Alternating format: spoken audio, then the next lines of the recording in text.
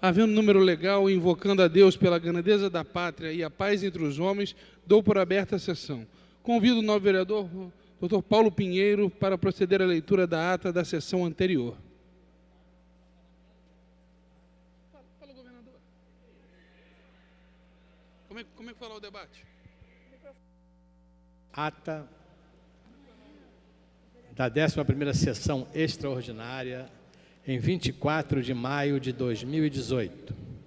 Presidência da senhora vereadora Tânia Bastos, primeiro vice-presidente. Às 18 horas, primeiro... Começa aqui? Até vice-presidente. Até aqui? Ah, sim. Às 18 horas e 2 minutos, com a presença dos senhores vereadores Tânia Bastos, Otônio de Paula, Rosa Fernandes, Júnior da Lucinha, Rocal, Rafael Aloysio de Freitas, Carlos Caiado, Dr. Jairinho, Tiago Carribeiro, Ulisses Marins, Leonel Brizola, Zico, Jones Moura, Ítalo Ciba, Hinaldo Silva, Dr. Carlos Eduardo, Marcelino de Almeida, Vera Lins, Tiãozinho do Jacaré, Luiz Carlos Ramos Filho, Valda Ceasa,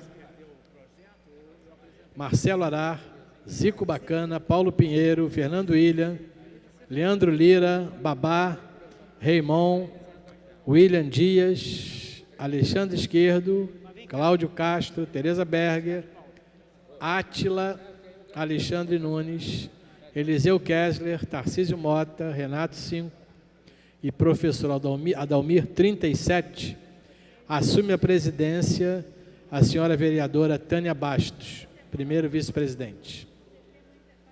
Encerra-se a sessão às 18 horas e 5 minutos. Aprovada a ata, passa-se ao grande expediente. Pode ser o segundo? É o segundo. É o Paulo Pinheiro.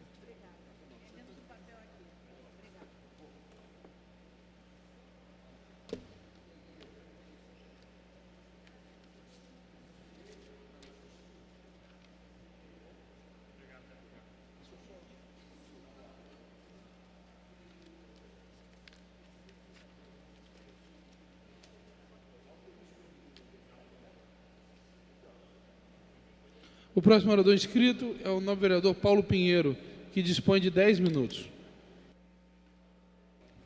Senhor presidente de trabalhos, senhores vereadores presentes, senhores funcionários da casa, estamos aqui reiniciando mais uma semana que teve de tudo.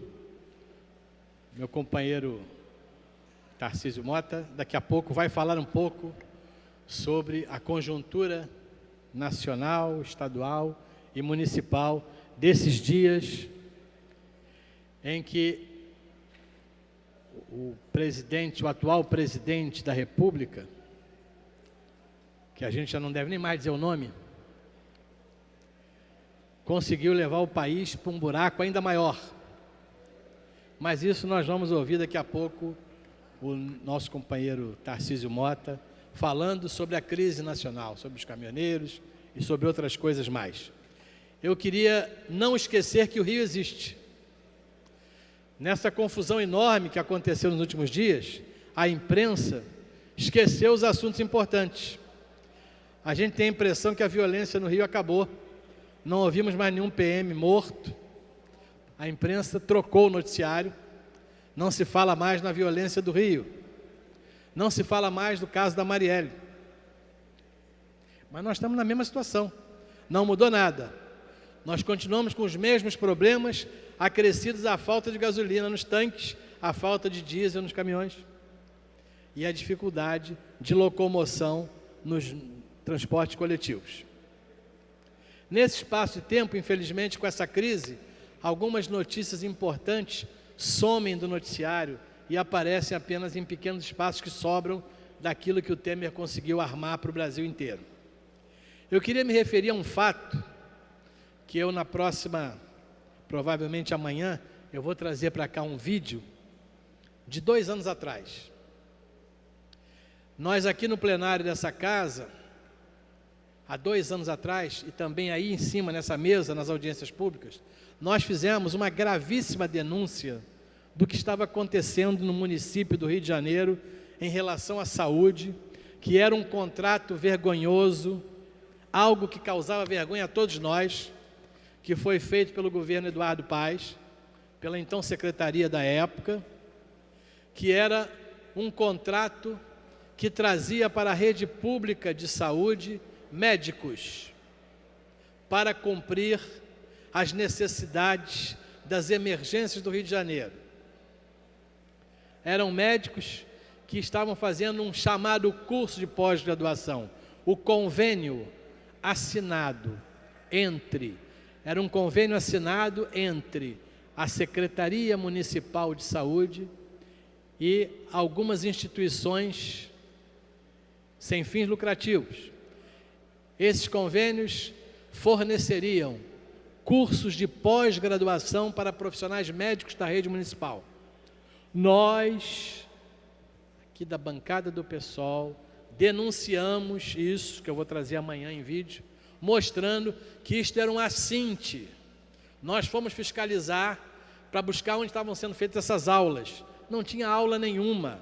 Era claramente uma enganação, um contrato caríssimo, com grande quantidade de recursos públicos sendo pagos a essas instituições para que elas fornecessem aulas práticas e aulas teóricas na rede de hospitais municipais de emergência, Miguel Couto, Salgado Filho, Zaguiar, Lourenço Jorge, e em algumas outras unidades de saúde. Nós dissemos aqui, em audiência pública com o então secretário da época, que isto era um absurdo. Solicitamos um levantamento, uma auditoria do Ministério Público, do Tribunal de Contas do município, uma auditoria sobre esses contratos. Levamos quase 4 meses para receber o resultado. E o Tribunal de Contas constatava aquilo que nós desconfiávamos, que era apenas um contrato para servir de contratação de profissionais de saúde, médicos, além disso com salários altíssimos para preceptores dentro dessas unidades de saúde, e que isso tudo não passava mais do que um contrato ilusório.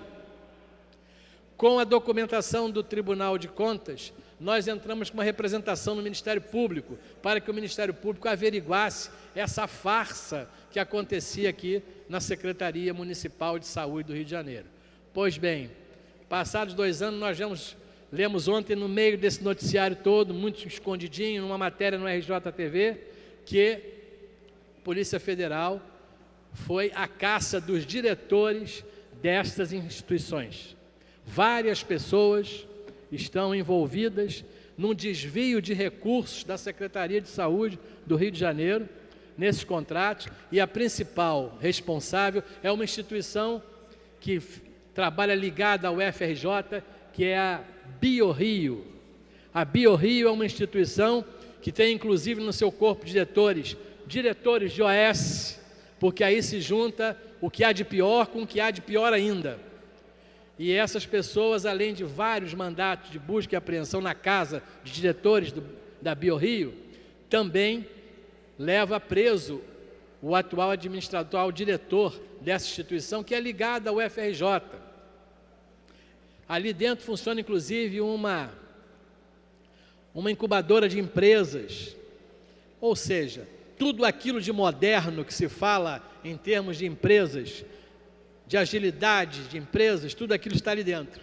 E a agilidade que vimos até o momento foi por desvio de recursos públicos. Vamos acompanhar, vamos ver o que estava acontecendo, e é necessário sim que nós saibamos quem são os responsáveis, quem é que autorizou, quem autorizou essas instituições a continuarem trabalhando, aonde está a fiscalização que a Secretaria de Saúde na época deveria ter feito.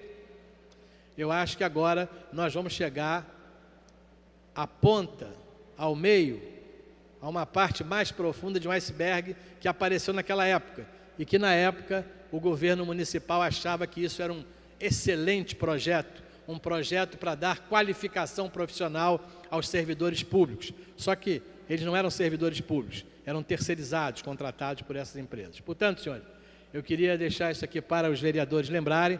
Amanhã eu vou trazer um pouco mais detalhado esse assunto, para que a gente veja que demora, mas a verdade aparece.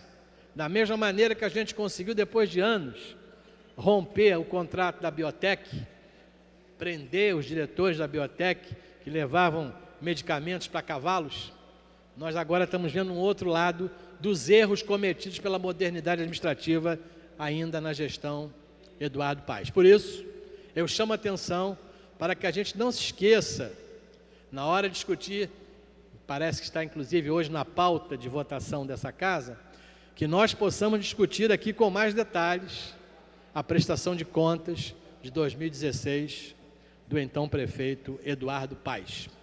Muito obrigado. O próximo orador inscrito é o senhor vereador Otônio de Paula Júnior, que dispõe de seus 10 minutos. Excelentíssimo senhor presidente dessa sessão, meu amigo e companheiro Cláudio Castro, senhoras e senhores vereadores, estamos iniciando uma semana ainda turbulenta, mas a calmaria é maior do que antes. Senhor presidente, colocada em prática em julho de 2017 pelo presidente da empresa, Pedro Parentes, a política desastrosa da Petrobras determinou que os preços de derivados de petróleo comercializados pela empresa deveriam acompanhar diariamente as oscilações internacionais da cotação do petróleo. Segundo o governo, essa receita liberal adequou a Petrobras às práticas comuns do setor de petróleo e ajudou a recuperar o valor da empresa. Na teoria, funcionou mais ou menos assim: os preços dos combustíveis poderiam variar para cima ou para baixo, dependendo da conjuntura internacional. Mas nos últimos meses, o viés foi de forte alta, por causa da volatilidade do preço do petróleo, que atingiu a sua maior cotação desde 2014. No entanto, o governo não levou em conta o impacto social desta política de reajuste de preços contínuos da Petrobras, ainda mais dentro de um país tão dependente do transporte rodoviário como é o Brasil, onde mais de 60% da carga transportada aqui dentro é sobre caminhões. Nos últimos 11 meses, para se ter uma ideia, o valor do diesel que abastece os caminhões saltou na bomba 56%. O Brasil nunca teve essa cultura de reajuste em tempo real, e é importante que lembremos disso. A política anterior não era só de Dilma Rousseff, ela vinha desde a década de 50, passando pelo regime militar. Todos os governos praticaram algum tipo de administração na tarifa. Não se pode mudar isto da noite para o dia com esta nova política liberal ou liberalíssima adotada pela Petrobras. Não estou falando de subsidiar o combustível, como no caso do governo Dilma, que levou, somado às várias roubalheiras, a quebradeira da Petrobras. Eu estou falando de nós adotarmos uma política semelhante à de países como Estados Unidos e Alemanha, que contam com estoques estratégicos de petróleo. Os Estados Unidos, por exemplo, contam normalmente com mais de 500 milhões de barris de reserva estratégica, que costuma ser liberada para assegurar preços em caso de aumento súbito. Já na Alemanha, por exemplo, por lei, tem que haver o armazenamento de petróleo suficiente para garantir o consumo por 90 dias. Aqui no nosso país não há nada comparável a isso. A Petrobras, e é importante que se diga isso, Não é uma empresa normal, devido à sua natureza estratégica. Por isso, ela sim deve arcar com uma fatia das altas em momento de volatilidade a curto prazo.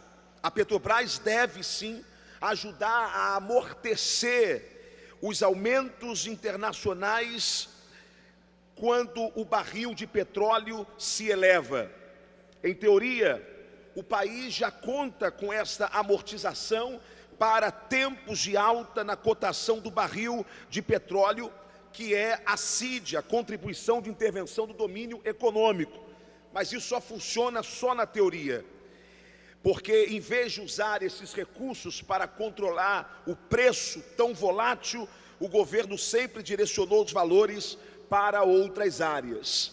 Senhor presidente, a cultura do frete do Brasil simplesmente não consegue funcionar com esses reajustes diários. Por fim, a solução dada pelo governo Temer não se sustenta a médio e a longo prazo. O desconto de 0,46% no litro do óleo diesel, que segundo o governo trará um prejuízo de quase 10 bilhões de reais, será pago por todos nós. O ministro da Fazenda de Temer já anunciou a solução que o governo encontrará para tapar este rombo é o velho aumento de impostos.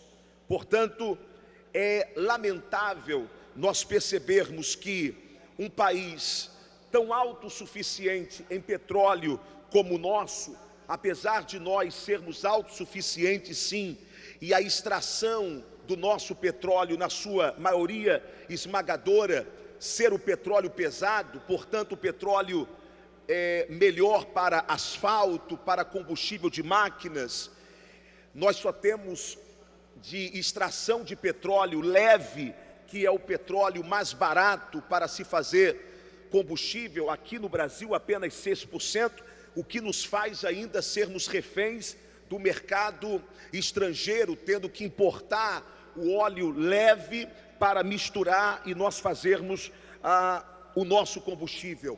Mas já de há muito tempo, as nossas refinarias já poderiam estar tecnologicamente preparadas para extrair do óleo pesado ou do petróleo pesado também o combustível, já que isso é também possível. O que o governo fez foi apenas congelar por 60 dias o PIS, PASEP, COFINS, a CID, mas após esses 60 dias, novamente, nós vamos ter preços do diesel galopante e dos combustíveis galopantes aqui no Brasil. Repito, esta política de alta de preços que a Petrobras adotou na gestão de Pedro Parentes é, no mínimo, equivocada. Obrigado, senhor presidente. O próximo orador inscrito é o novo vereador Tarcísio Mota, que dispõe de 10 minutos.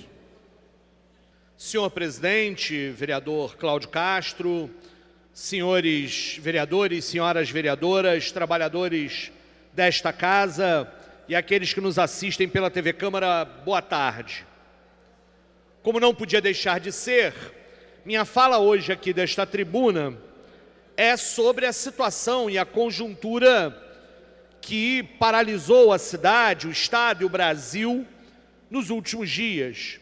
A greve dos caminhoneiros, que ainda não encontrou, inclusive, o seu desfecho final e sobre o qual ainda sentimos largamente os seus reflexos. Pois bem, esta greve teve, desde o dia 15 de maio, quando uma das associações de caminhoneiros, a CNT, encaminhou para o governo federal uma pauta de reivindicações. Ela tinha duas grandes reivindicações, ao qual depois foi anexada uma terceira pauta, que era a questão do preço do diesel. Num primeiro momento falava-se em congelamento, depois em redução do preço do diesel, a questão do pagamento do pedágio sobre os eixos suspensos dos caminhões e a discussão de um novo marco regulatório que pudesse discutir a questão das condições sobre as quais se fazem os fretes aqui no Brasil. Então, era uma pauta basicamente com esses 3 eixos. E eu queria apresentar um pouco o acúmulo que a gente tem tido, nós, o Partido Socialista de Liberdade, uma série de outras pessoas pela esquerda, têm tido a respeito dessas pautas e do significado e do que essa greve, no final das contas, nos apresenta de questões para a sociedade como um todo. Primeira questão do preço do diesel. Embora grande parte da mídia hegemônica tenha tentado frisar na ideia de que o problema do preço do diesel é a carga tributária, nós sabemos que o preço dos combustíveis no Brasil subiu absurdamente nos últimos anos, recentemente, por conta de uma política de preços adotada pela Petrobras sobre a gestão do Pedro Parente, indicado pelo Michel Temer. É sempre bom lembrar que Pedro Parente foi o ministro responsável pelo apagão lá no tempo do Fernando Henrique Cardoso. E agora ele é o presidente da Petrobras responsável pelo paradão, né, que parou o Brasil inteiro. É brincadeira, a terceira ele vai poder pedir música no Fantástico, né? Mas esperamos que não, porque quem perde com isso é o país. A política de Pedro Parente, que é uma política claramente privatista, que encara a Petrobras como uma empresa privada, ela era uma política de deixar flutuar os preços do combustível a partir da lógica do mercado. E, ao mesmo tempo, para favorecer os acionistas da Petrobras, especialmente os acionistas que estão no exterior, diminuiu a capacidade de refino que o Brasil possuía. Então, uma lógica de que aumentou uma situação esdrúxula. O Brasil ampliou substancialmente suas exportações de petróleo bruto e ampliou as suas importações de petróleo refinado, dos combustíveis refinados. E não utilizando a capacidade já instalada, porque o Brasil já tem capacidade para refinar todo o petróleo necessário dentro do próprio território nacional. Com isso, com esta diminuição e o aumento consequente do preço dos combustíveis, Pedro Parente acabava forçando uma alta nas ações da Petrobras e, com isso, agradando os investidores externos nesse processo e mais, preparando o terreno para a venda de várias refinarias em território nacional. Portanto, estamos diante de uma situação em que os caminhoneiros param o Brasil por causa do preço do diesel, e o preço do diesel está alto por conta de uma política equivocada que visava, ao fim e ao cabo, num processo de privatização ainda mais amplo da própria Petrobras e de entender a Petrobras como uma empresa privada como outra qualquer e não a partir das suas características estratégicas para o desenvolvimento nacional. Mas significa que nós não vamos discutir a questão dos impostos embutidos no combustível? Não.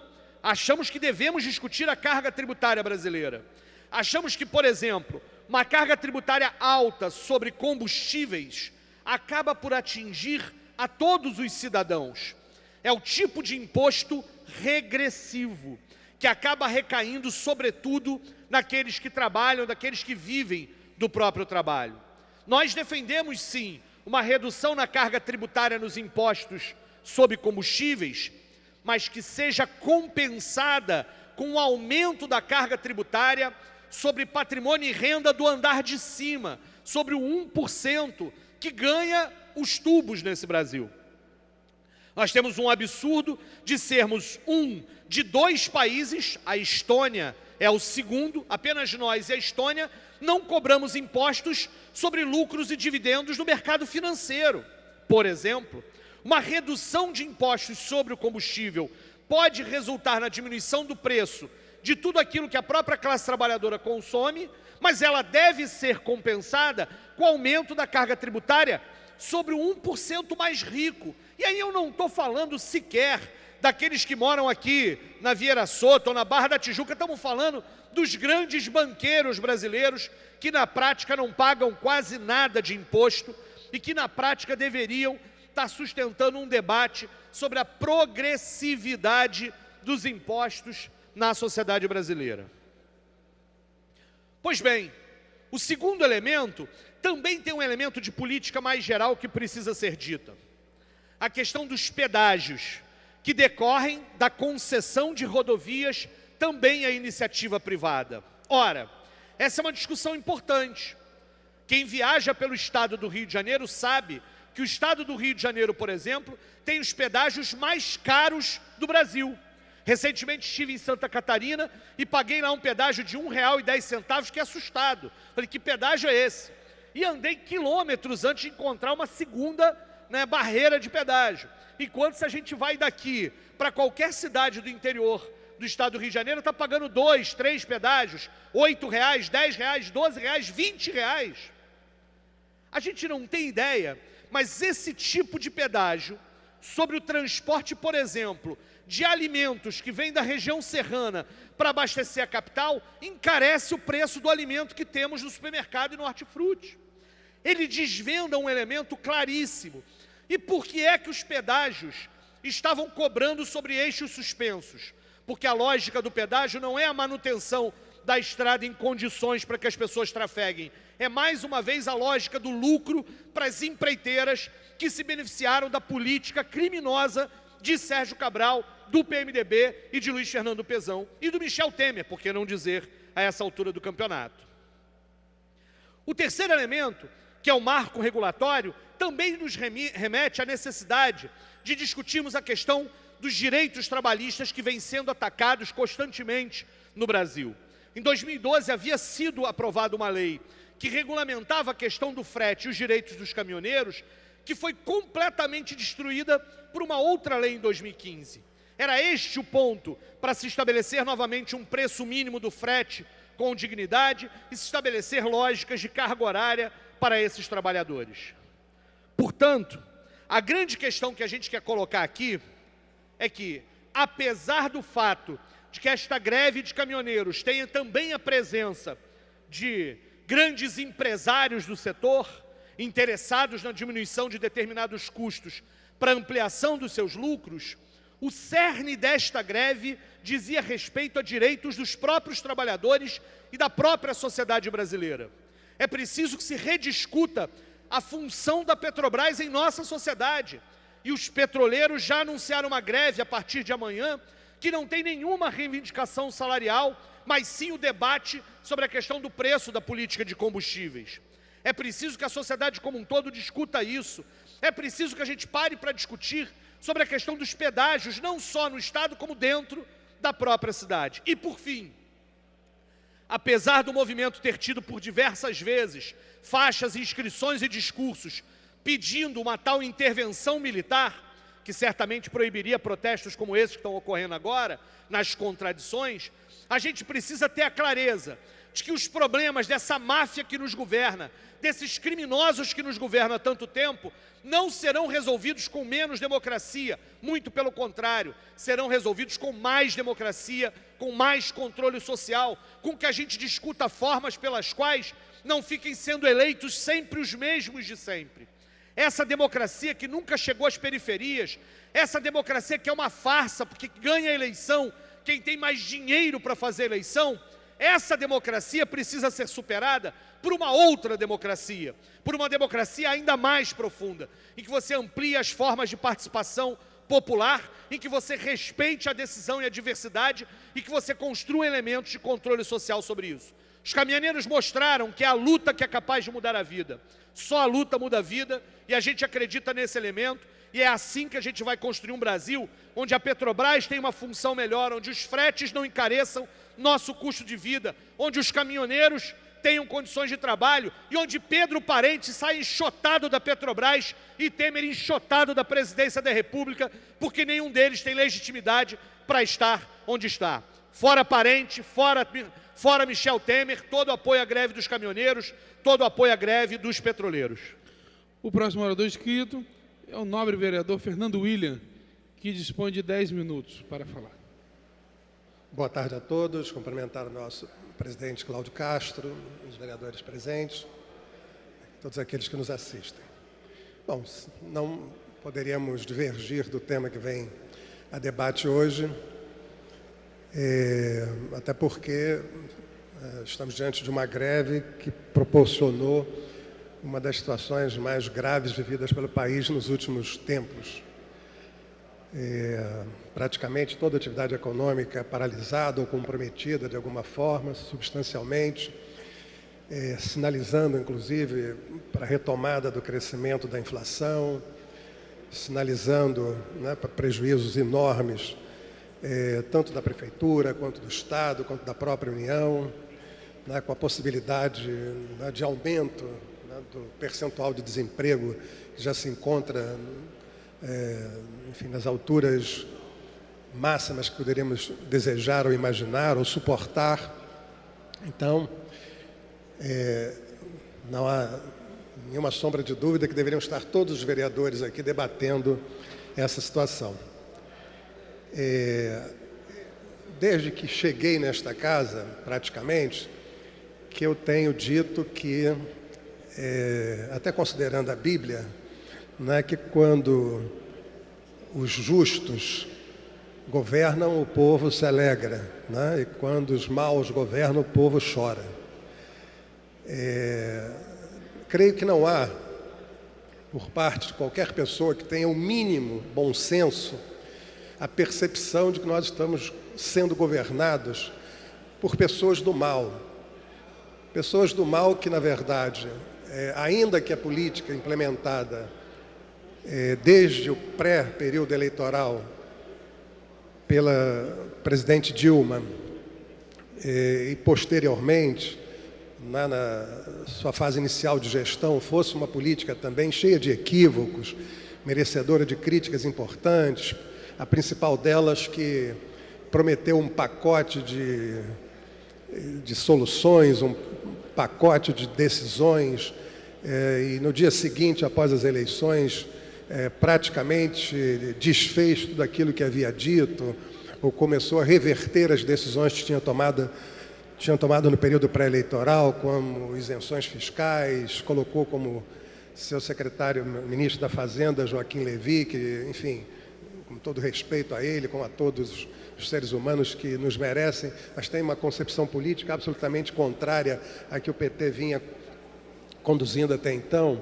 Enfim, mas independente dos erros, das dificuldades econômicas que vinham sendo criadas naquele período, algumas induzidas, inclusive, né, por boicotes adotados por aqueles que perderam a eleição, como evitar votar reformas importantes propostas pelo próprio governo da Dilma, o certo é que nós fomos levados a uma situação real em que uma parcela importante da classe média, né, e dos segmentos mais abastados da população foram às ruas, de verde e amarelo, né, e solicitando a queda da presidente da República, quando o ideal naquele momento era buscarmos uma unidade para tirar o país da situação de crise, né, esperar as próximas eleições, discutir os erros que foram cometidos, os desgastes que haviam sido provocados e, certamente, no processo democrático, né, a população encontraria uma outra alternativa, um outro caminho e o país seguiria na lógica,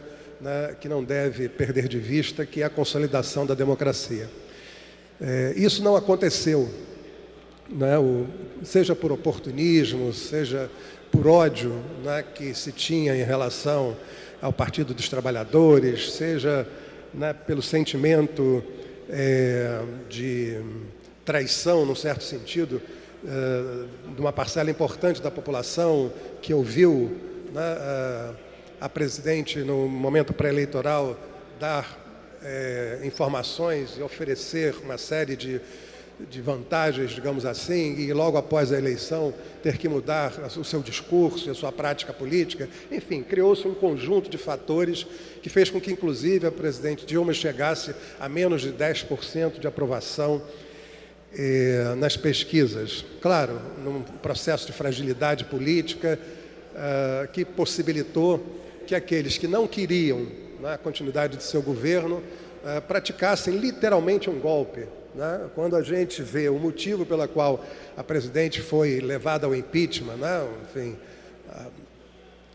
a pedalada fiscal, né, que todos os governos cometeram na né, desde que a democracia se instalou no país e desde que se estabeleceu a lei de responsabilidade fiscal, principalmente, né, basta ver o governo do Estado, né, que já pedalou mais do que, enfim, um motociclista não, alguém que dirigisse quilômetros e quilômetros de bicicleta, e não foi levado ao impeachment por conta disso. Enfim, aquele argumento foi um argumento fútil, um argumento que, na verdade, visava retirar uma presidente que, ainda que pudesse, né, como eu disse, estar cheia de equívocos, acabou sendo levado ao impeachment. E nós nos lembramos aqui, né, das declarações dadas pelo senhor Romero Jucá, de que era preciso tirar a Dilma para conter a Operação Lava Jato, que se aproximava dos integrantes do PMDB. Pois bem, a presidente Dilma foi levada ao impeachment, assumiu essa quadrilha, literalmente, que está no poder, né, e seguindo, obviamente, a lógica daqueles que deram toda a sustentação ao processo de golpe, né, e afastamento da presidente eleita, né, adotaram um receituário liberal, que é o receituário do Pato Amarelo, da Fiesp, etc. e tal, e dentro, né, dessas políticas liberais, com medidas absurdas, como, por exemplo, a contenção de gastos acima da inflação por 20 anos, quando a população brasileira cresce, né, a 2 milhões de pessoas, pelo menos, por dia, né, a adoção de medidas como a reforma trabalhista, né, que só não foi pior, porque algumas emendas foram introduzidas ali, mas que, enfim, incluiu o trabalho intermitente, né, o trabalho da mulher grávida em local insalubre, e tantas e outras perdas, né, que os trabalhadores tiveram ali, né, e, por fim, esse processo de gradativa privatização, né, das nossas empresas estratégicas, a Petrobras, né, como certamente cereja do bolo, que foi sendo, né, esquartejada para ser privatizada aos poucos.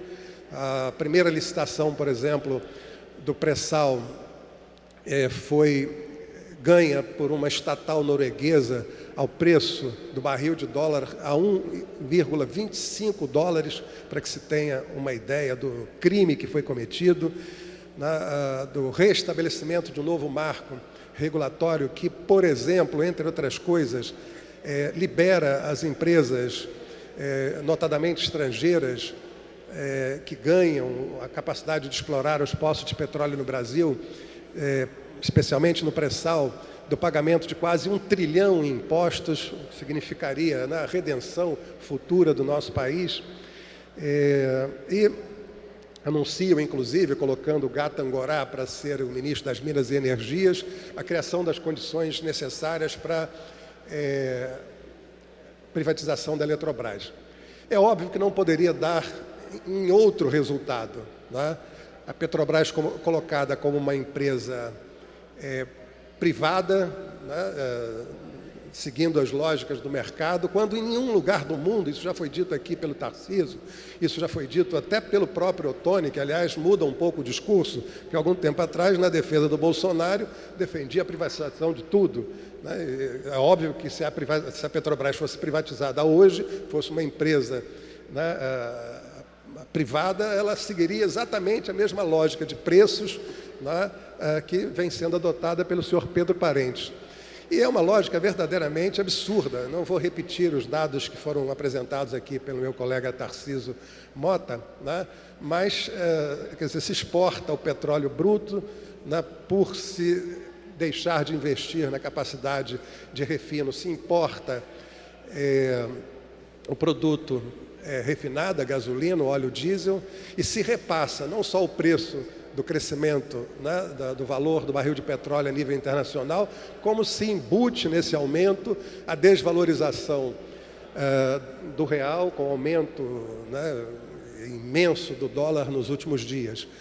É óbvio, né, quem é que vai suportar 52% de aumento de óleo diesel, 57% da gasolina, 62% no aumento do gás de cozinha? É claro que a população nem reagiu, porque a população brasileira hoje ela está anestesiada, ela não sabe sequer o que faz, né? Ela traduz o seu sentimento de indignação no ódio aos políticos de um modo geral, né, coloca todos no mesmo saco, e alguns até propõem a intervenção, como se a intervenção fosse uma solução mágica para os gravíssimos problemas que a economia brasileira enfrenta.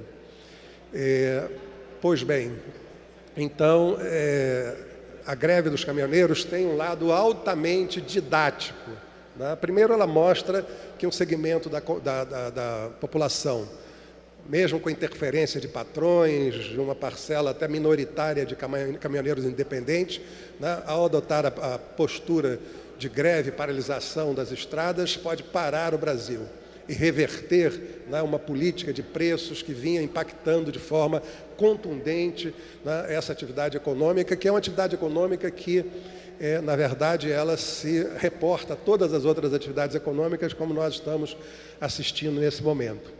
Então, assim, quer dizer, sem que haja uma política de controle de preços de produtos estratégicos, como é o caso da eletricidade também, que diz respeito, inclusive, às reservas hídricas do país e que nós não estamos discutindo. Então, a insanidade, a insensatez foi colocada, né, a nu, né, como se o rei estivesse nu. Quer dizer, essa política liberaloide, política que não deu certo em lugar nenhum do mundo, né? Eu costumo indagar dos meus colegas a quem respeito, porque outros, né, sequer têm o respeito político, ainda que respeito como cidadão. Que país no mundo deu certo sem que houvesse, né, uma participação intensa do Estado na formação, na organização do processo econômico, das atividades fundamentais, das atividades básicas, que propiciaria, inclusive, o desenvolvimento econômico de outras atividades, né? Não há nenhuma experiência, a não ser lá do início, né, do capitalismo, né, quando Adam Smith revolucionariamente propõe suas teses sobre o desenvolvimento do capitalismo. Mas, enfim, essa greve, ela demonstra claramente à população, ainda que esteja sendo, né, utilizada por setores radicais de direita e até mesmo alguns setores radicaloides de esquerda, que não sabem direito, né, o significado e o momento certo das decisões serem tomadas, mas ela é uma demonstração de que o país não suporta mais a continuidade desse modelo que aí está. Por outro lado, e para finalizar, quer dizer, certamente vamos voltar a debater esse tema, nesse momento, esticar a corda, né, para que o país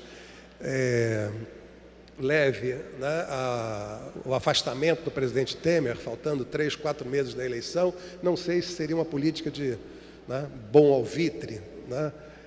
Até porque a sua substituição certamente seria por quem pensa exatamente da mesma maneira, e o caos tenderia a se aprofundar. Então, tapar o nariz, né, apertar os cintos, tomar os cuidados necessários, né, colocar a vigilância em alerta máximo, porque o que está em risco é a própria democracia, né, esperar que o processo eleitoral nos conduza a um entendimento, né, nacional.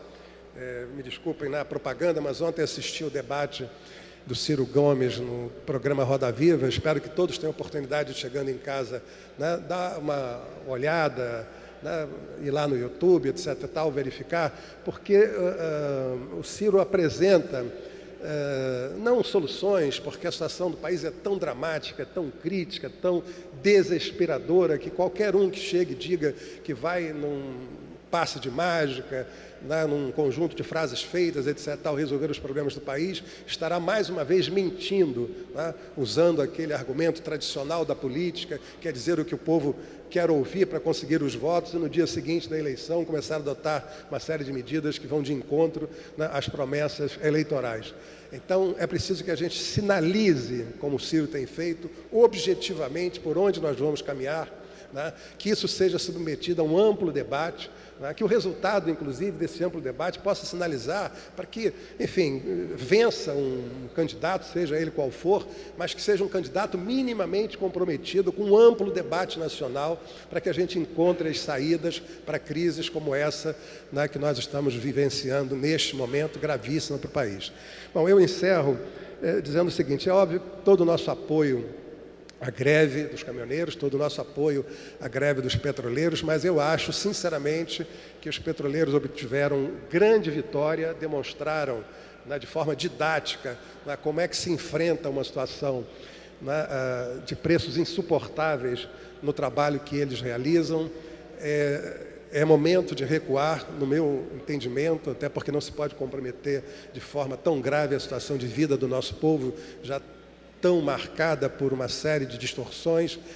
É hora, né, de repensarmos o significado de tudo isso, para que a gente possa, né, em outubro, termos uma eleição aberta, né, livre, democrática, e que a gente possa transformar nesse processo eleitoral e transformar, né, enfim, essa política e criar condições para que o país volte, né, a se desenvolver, a superar as suas dificuldades e encontrar o caminho, enfim, da felicidade do nosso povo.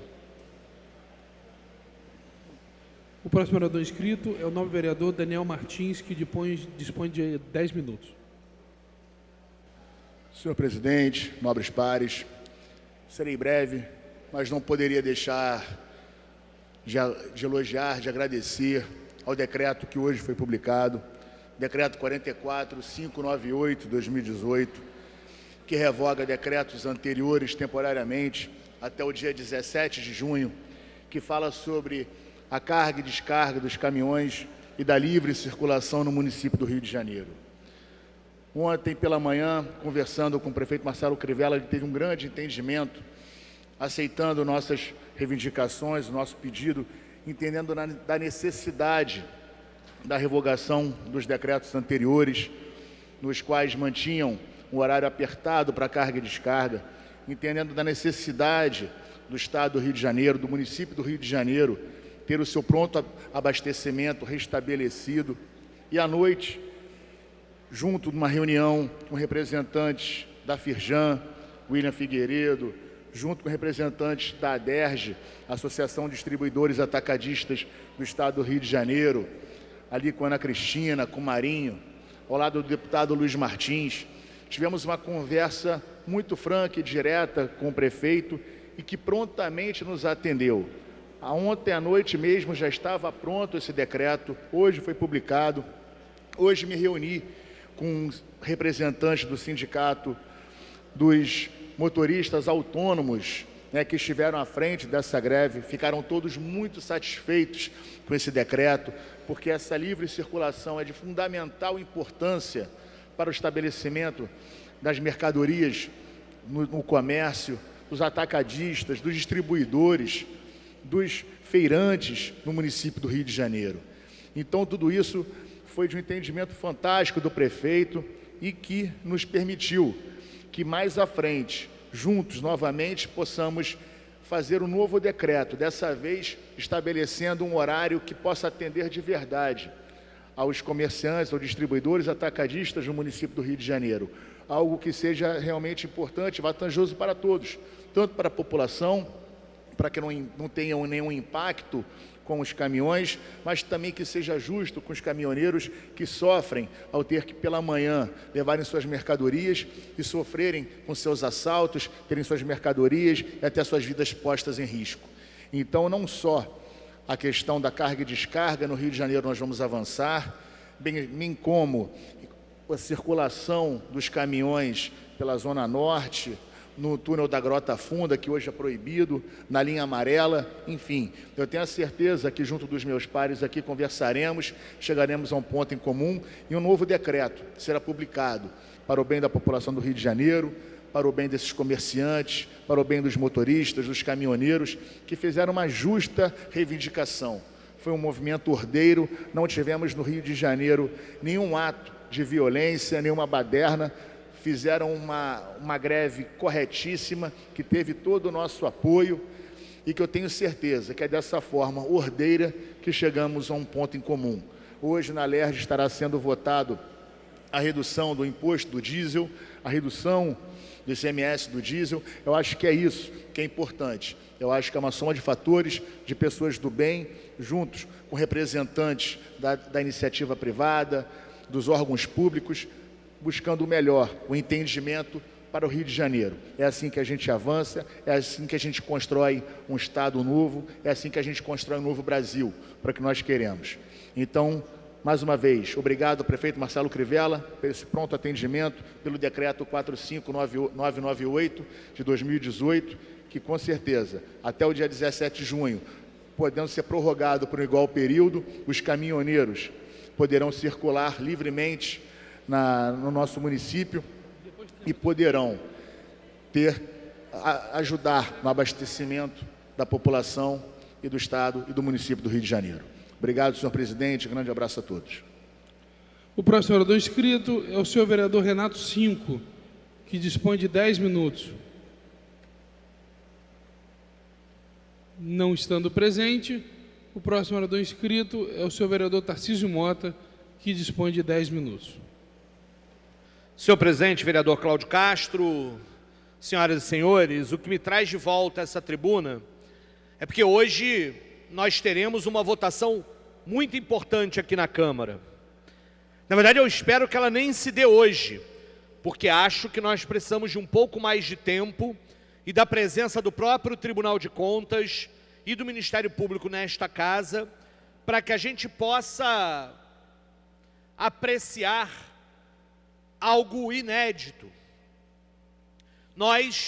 Está na pauta da ordem do dia hoje a apreciação das contas da Prefeitura de 2016, as contas do último ano de gestão do prefeito Eduardo Paes.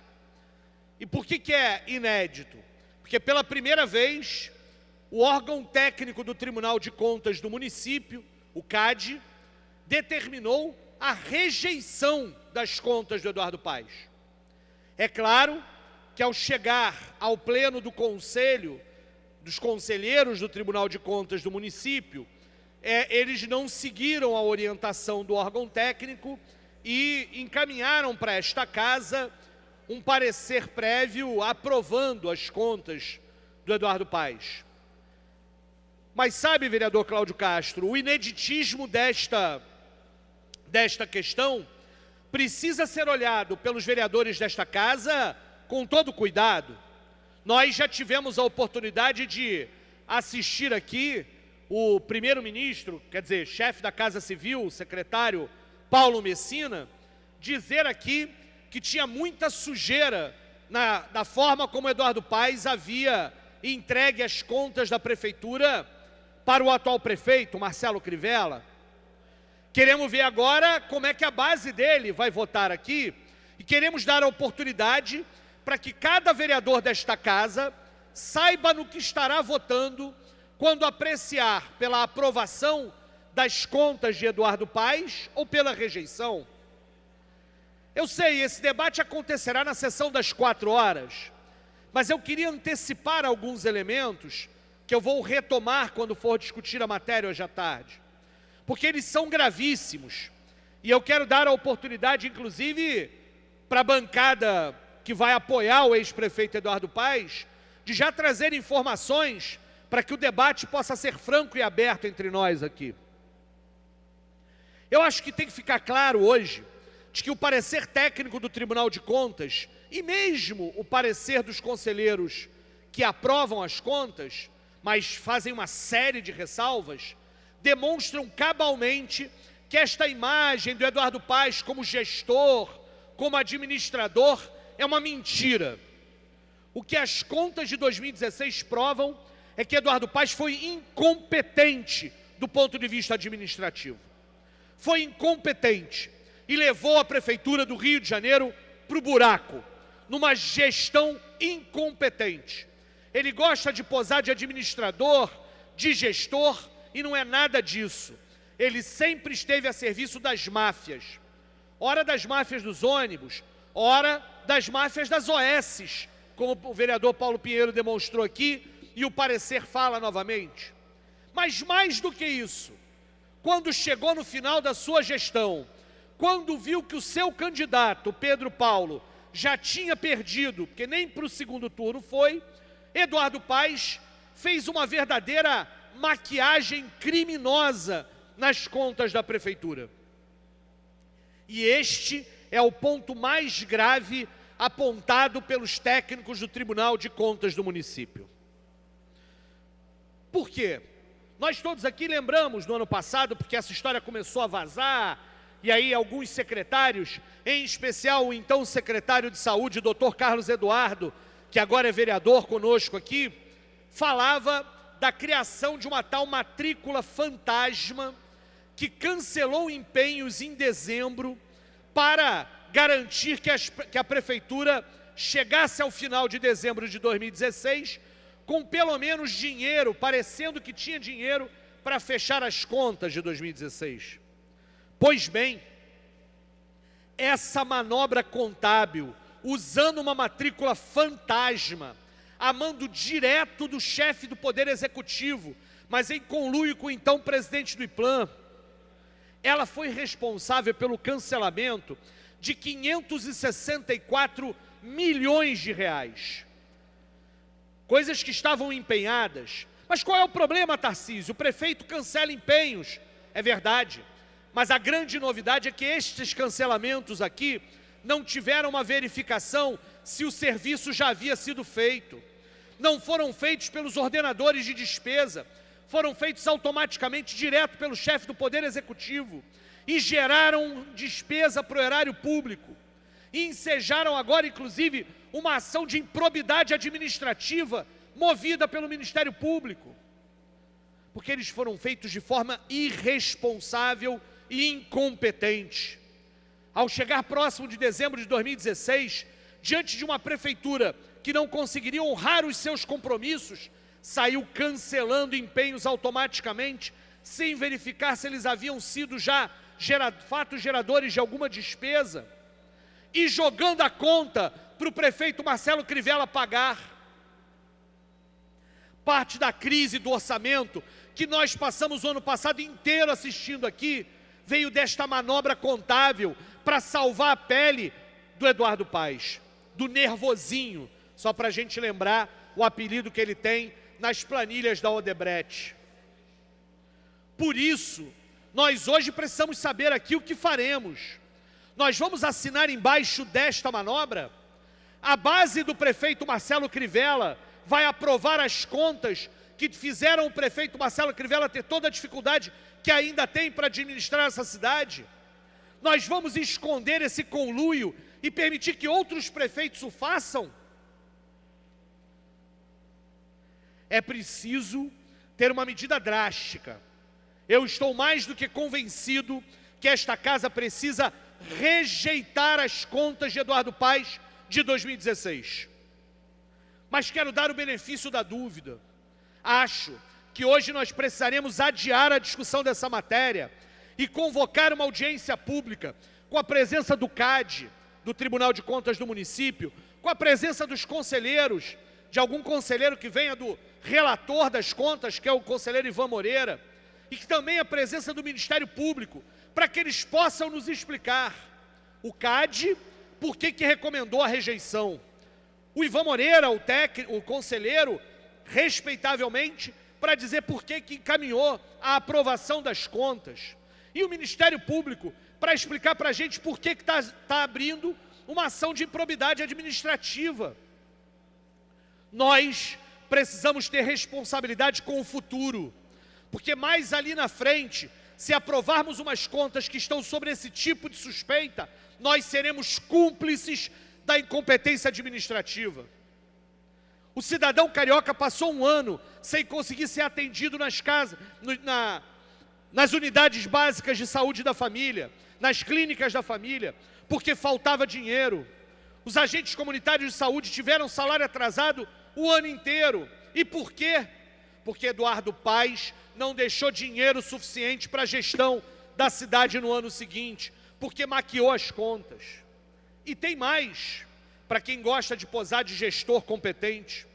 Ano após ano, a Prefeitura do município do Rio de Janeiro não cumpriu as recomendações e as determinações feitas pelo Tribunal de Contas. Em 2013, foram 24 recomendações, apenas 2 foram atendidas. Em 2014, de 26, apenas 1. Em 2015, foram 30, apenas 2 foram atendidas. Nas contas de 2016, foram 7 determinações e 30 recomendações. Não temos ainda análise de quantas foram atendidas, mas acho que devem ter sido muito poucas, até porque o prefeito Marcelo Crivella teve pouca margem para isso. Está na hora da gente saber de quem é a responsabilidade pelo buraco que as contas públicas da prefeitura tiveram no ano passado. A gente pode continuar fingindo que foi culpa do acaso, culpa da natureza, culpa da tal calamidade do Pezão, ou podemos entender que diante da crise, Eduardo Paes foi incompetente. De forma eleitoreira assumiu hospitais que não tinha condição de pagar. De forma eleitoreira fez promessas e botou a cidade para a história dos mega eventos sem ter retorno para a população. E aí depois criou uma matrícula fantasma, criou sorrateiramente uma forma de tentar salvar a própria pele e deixar a conta para o seu sucessor, o prefeito Marcelo Crivella. De nós da bancada do PSOL, todo mundo espera que a gente vá votar contra as contas do prefeito Eduardo Paes. É verdade, enfrentamos essa máfia desde sempre, sempre apontamos as incorreções.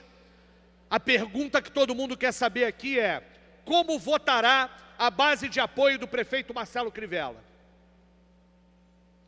Como votarão os vereadores e aqueles que apoiam a atual administração pública? Essa que foi claramente golpeada por essa manobra contábil. A administração Marcelo Crivella e sua base de apoio será cúmplice da criação de uma matrícula fantasma para resolver um problema de insolvência financeira da prefeitura? Ou a administração Crivella terá a coragem, como disse aqui o vereador Paulo Messina, atual chefe da Casa Civil, de botar o dedo na ferida e dizer que Eduardo Paes cometeu crime de responsabilidade ao criar uma matrícula fantasma para cancelar empenhos que não podiam ser cancelados daquela forma, por cima dos ordenadores de despesa, deixando a conta para a prefeitura do Marcelo Crivella pagar. Estão de lados diferentes ou não? São da mesma turma ou não são? Isso vai ser revelado pela votação de logo mais. Acho que uma saída para que todos saibam do que vão votar é aguardar e fazer uma audiência pública. É dar o benefício da dúvida de que algumas pessoas venham aqui explicar. Mas se hoje passarem a mão na cabeça do Dudu das milícias, do Eduardo Paes, serão cúmplices de incompetência administrativa. Não havendo mais orador inscrito, a palavra fica franqueada. Não havendo quem queira fazer uso da palavra, a sessão fica suspensa até às 15h40. Está suspensa a sessão.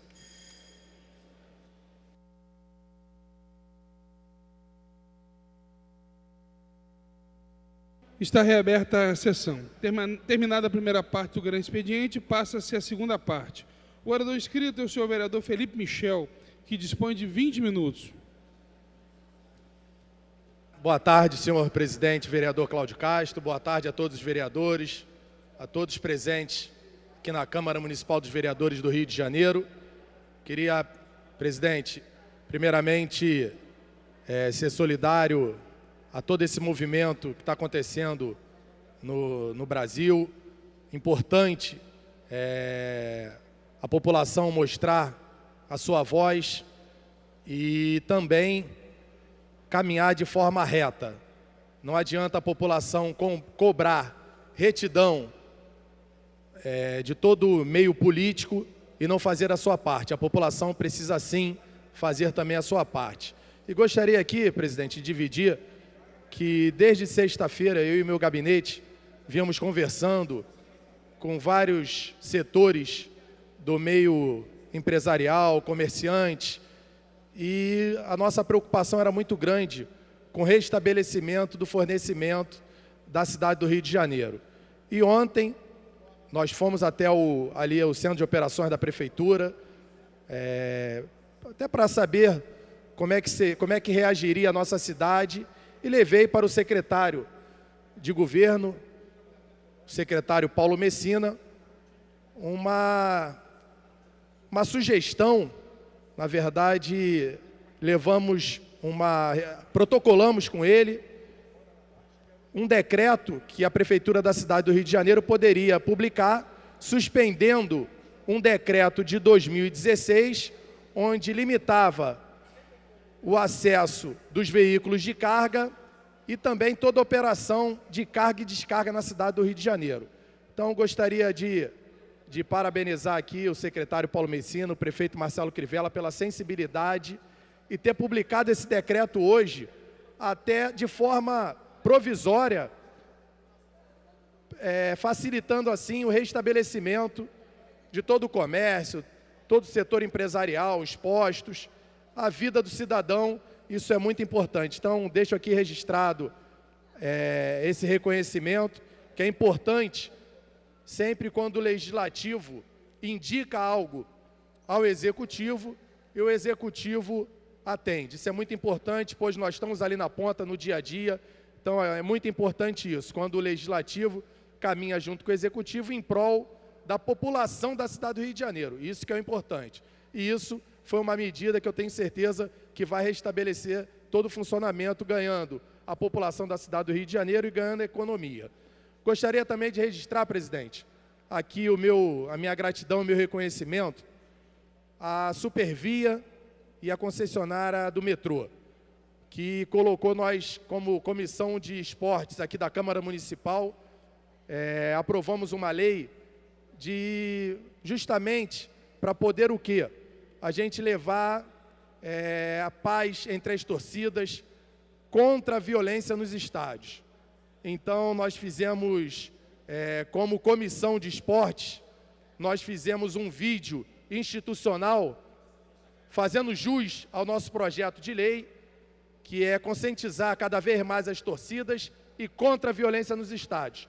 Esse vídeo está passando em todos os trens, todos os metrôs da cidade e do estado, facilitando assim cada vez mais essa campanha que é contra a violência nos estádios, pela paz entre as torcidas, e que nós possamos levar de volta as famílias, os torcedores de fato, para os estádios de futebol, que isso é importante para o esporte, é importante para a economia também da nossa cidade.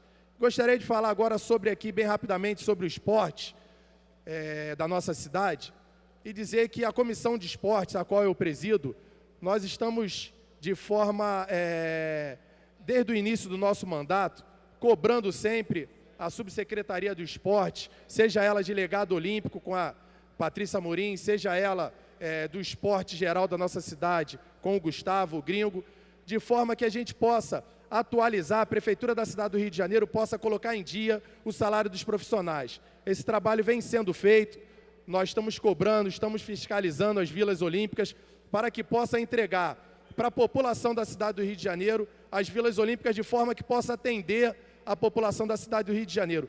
E é inadmissível os profissionais estarem trabalhando e não terem seus salários em dia. Então, isso também é um movimento que está sendo respondido. É importante colocar o salário desses profissionais em dia. E eu queria também deixar aqui, mais uma vez, o meu registro e o meu manifesto, que não pode, além desse processo que nós temos, de transformarmos o largado olímpico em legado olímpico, colocar as vilas olímpicas de forma verdadeira que possa atender a população, os salários dos profissionais em dia, nós também gostaríamos de registrar aqui que é importante, como uma cidade como o Rio de Janeiro, que sediou Copa do Mundo e Olimpíadas, ter uma secretaria de esporte e não uma subsecretaria de esporte. Deixo isso aqui mais uma vez, não vou me cansar de falar, eu como ex-atleta, sabendo da importância do esporte para a nossa cidade, para o cidadão, para a formação das nossas crianças, dos nossos jovens. E também gostaria de elogiar a Copa Verde. É uma campanha que está sendo feita em várias vilas, em todas as vilas olímpicas da nossa cidade, em que todas as vilas vão ficar encarregadas de enfeitar ali as vilas olímpicas de forma sustentável. Então isso é importante, a gente envolver as nossas crianças, os nossos jovens, a população, para que possa se envolver com a Copa do Mundo, o esporte. Isso é importante, a gente envolver as nossas crianças e os nossos jovens. E para finalizar, eu queria aqui dividir um assunto relacionado aos transportes da nossa cidade. O momento que nós estamos passando é muito delicado nos transportes da nossa cidade. Eu queria deixar registrado aqui a minha solidariedade a todo o transporte complementar da nossa cidade, seja ele mototáxi, seja ele o transporte comunitário, o STPC, o Sistema de Transporte Público Comunitário, e seja ele o STPL, Sistema de Transporte Público Local. Nós recebemos semana passada, como membro da Comissão de Transportes, eu, o vereador Alexandre Esquerdo, aqui permissionários da AP4 e ali da AP2, pegando ali a Zona Sul, e todos eles são unânimes. São linhas que não atendem a população e são linhas que não dão rentabilidade para esses permissionários. Então, deixo o alerta aqui, mais uma vez, para a Secretaria de Transporte, para o prefeito Marcelo Crivella, para que possa verdadeiramente criar leis que possam atender a toda a cidade do Rio de Janeiro, seja ela Zona Norte, Zona Oeste, Zona Sul, Grande Tijuca, de forma que possa atender verdadeiramente a população e de forma que esses permissionários possam ter rentabilidade. Isso é um sistema de transporte da população da cidade do Rio de Janeiro e muito importante. E deixar também aqui registrado a minha preocupação, mais uma vez, com todo o sistema do BRT. Nós aprovamos aqui lei importante, que é relacionado à segurança do BRT, os calotes do BRT, e temos agora uma aqui correndo na casa, que já passou em primeira discussão e estará em segunda discussão, de depredação do BRT. Todo o corredor do BRT cada vez mais prejudicado, danificado, as estações, os ônibus. Precisamos, urgente, melhorar o transporte público da nossa cidade. Deixo o apelo aqui para a Secretaria de Transporte e para o prefeito Marcelo Crivella. A população do Rio de Janeiro precisa ter um transporte que atenda verdadeiramente a população. Tirando a racionalização das linhas, que deixou de uma forma a antiga gestão, que prejudicou a população da cidade do Rio de Janeiro, o sistema de transporte público complementar e o sistema de BRT. Precisamos atender verdadeiramente a população com o sistema de transporte público. Deixo aqui esse registro e também da importância do PME, que veio para casa hoje, muito importante também, que eu tenho muito orgulho de ter colocado, junto com o presidente da Comissão de Educação, vereador Rogério Rocal, o GEL, para, nos próximos 10 anos, toda a área de planejamento da cidade do Rio de Janeiro, para ter um GEL, Ginásio Experimental Olímpico. Toda criança, todo jovem entra na escola às 7 horas da manhã e sai às 16 horas. A criança estuda, ela pratica atividade física, ela escolhe 2 atividades físicas de forma que ela possa já pensar em alto rendimento, se alimenta, ela volta para casa já com a missão cumprida como criança e como jovem. Pensando assim cada vez mais nas nossas crianças. Saúde é esporte, saúde é educação. Então precisamos, eu não acredito no esporte caminhando sem educação. E eu não acredito na educação caminhando sem o esporte. Esses dois têm que caminhar juntos, até porque isso é saúde, isso é social, isso é lazer, isso é importante para nossas crianças e nossos jovens, que são o futuro da nossa cidade. Muito obrigado, presidente, muito obrigado a todos os vereadores. Vamos continuar o nosso árduo trabalho, pensando sempre na população da cidade do Rio de Janeiro. É essa a nossa missão como vereadores aqui na Câmara Municipal. Servir a cidade do Rio de Janeiro e não ser servidos. Muito obrigado e boa tarde. Não tendo feito uso de todo o tempo, a palavra fica franqueada. Não havendo quem queira fazer uso da palavra, a sessão fica suspensa até às 16 horas. Está suspensa a sessão.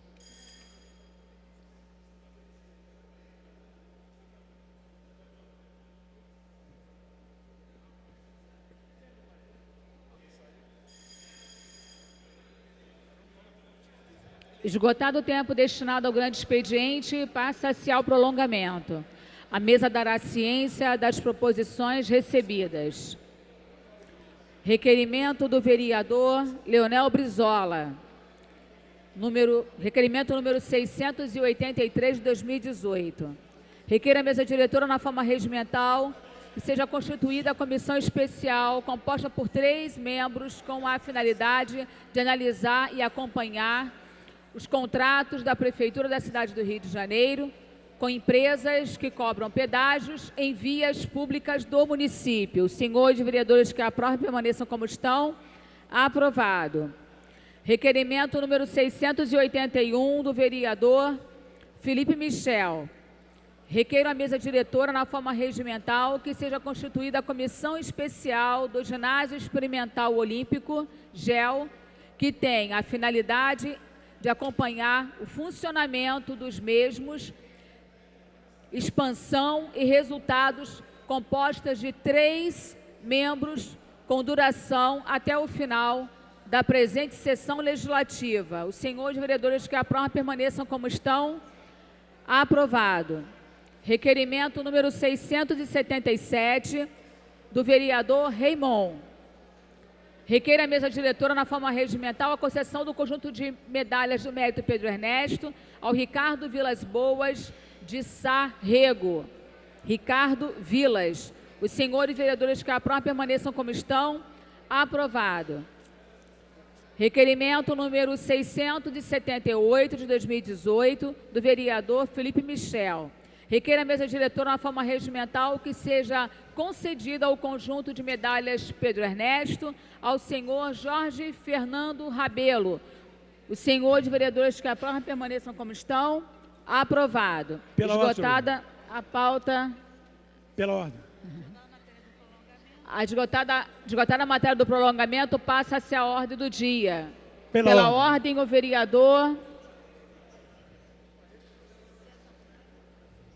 César Maia, concedido pelo vereador Tarcísio Mota. Muito rapidamente, é que no dia 22 de maio, senhora presidente, eu tive a ocasião, na minha newsletter, de escrever um texto: eleições, oportunismo e pragmatismo crescem mundo afora.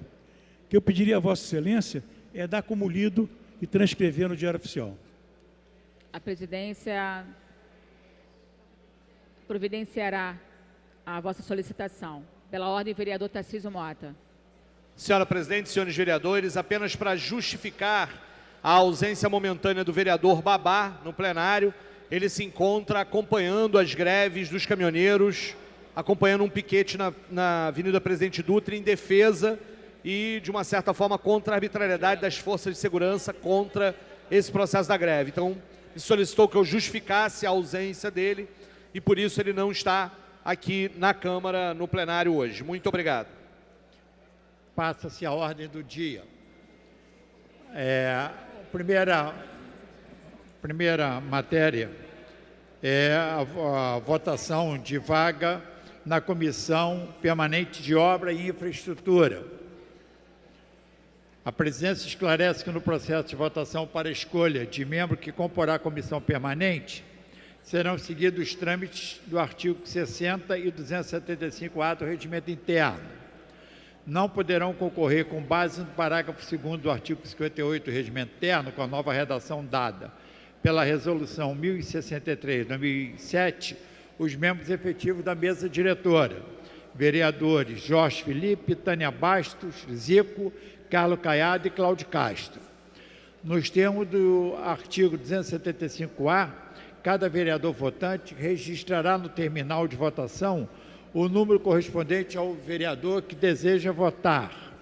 A presidência lembra que o número a ser registrado é o que antecede ao nome do vereador no painel de votação. Se apresenta como candidato à vaga o nobre vereador Babá. O número do vereador Babá é o número 3.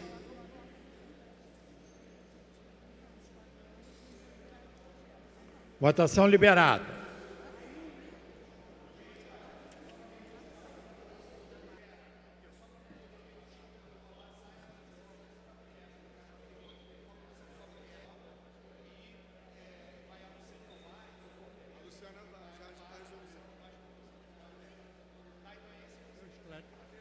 Esclareço, senhores vereadores, de que esse processo é fruto de um entendimento.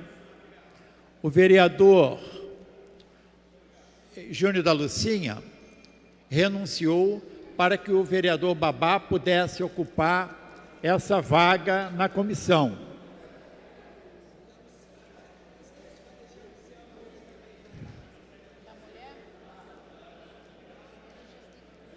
Então, eu peço, senhores vereadores, para que a gente possa tentar cumprir o acordo, que votemos no vereador Babá, que é o número 3, que é o único que está se habilitando como candidato.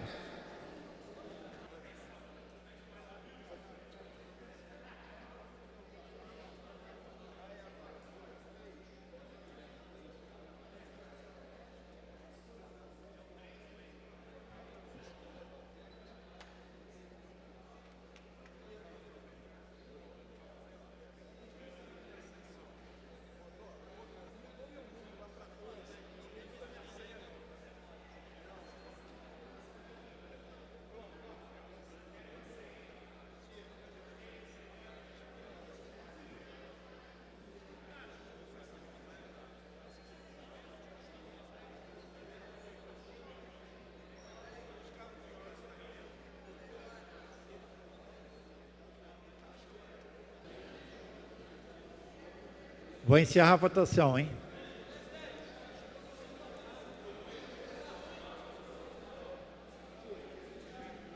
Aguardando.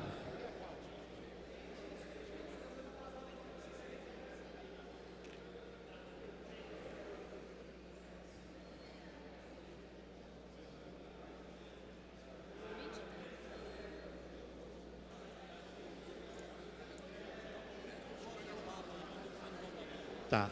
Vou encerrar a votação, hein?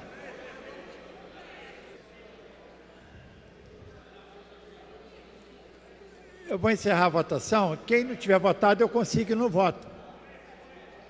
Encerrada a votação. Agora, o vereador Luiz Carlos Ramos Filho está votando no número 3. No painel está 31, mas é 3. Quem faltou votar? Vereador Cláudio Castro, número 3. Vereador Felipe Michel, número 3. Vereador Ítalo Silva, número 3. Vereador Professor Dalvia, número 3. O vereador Marcelino está retificando o voto para número 3. Vereador Leonel Brizola, número 3. Vereadora Vera Lins, número 3. Vereadora Verônica Costa, número 3. Zico Bacana, número 3. Valdo Ciasa, número 3. Pela ordem. Declaração de voto, presidente. Está eleito para integrar a Comissão de Obras Públicas e Infraestrutura, nobre vereador Babá. Declaração. Declaração de voto aqui, declaração de voto, vereador Júnior da Lucinha. Senhor presidente, senhoras e senhores vereadores, foi feito um acordo junto com o pessoal, até porque o Babá estava na Comissão da Mulher. Então era importante que a Comissão da Mulher fosse composta por mulheres. Então eu abri mão da Comissão de Obras, com isso o Babá está indo para a Comissão de Obras, para que a Luciana Novaes possa integrar a Comissão Permanente das Mulheres da Câmara Municipal. Então acho que agradecer a todos os vereadores também que votaram, e tenho certeza que o vereador Babá, como membro desta comissão, vai atuar em prol da cidade do Rio de Janeiro. Muito obrigado. Para a declaração de voto, vereador Tarcísio Mota.